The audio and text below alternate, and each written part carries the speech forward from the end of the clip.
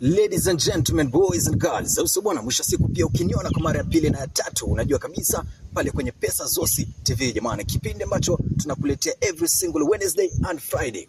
Ukipenda zaidi pia inakuwa jambo fulani hivi la kimbolea ndani ya hustle yangu, lakini pia ukicheki na wanangu hapa hivi na wao ni vijana. Sasa ningependa sana nimpe mmoja kipaza sauti akueleze hustle yangu ni kipindi ambacho kinaangazia nini haswa. Hustle yangu ni kipindi kinachoangazia masuala ya vijana, haswa hususan wale wanaojituma kwa ajili ya kukidhi mahitaji yao. Hustle yangu siku zote.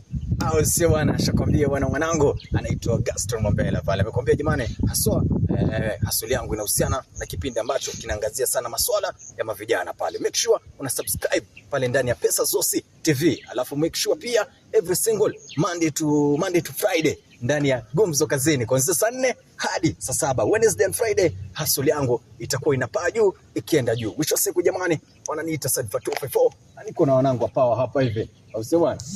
Pole. Shakuwa tayari.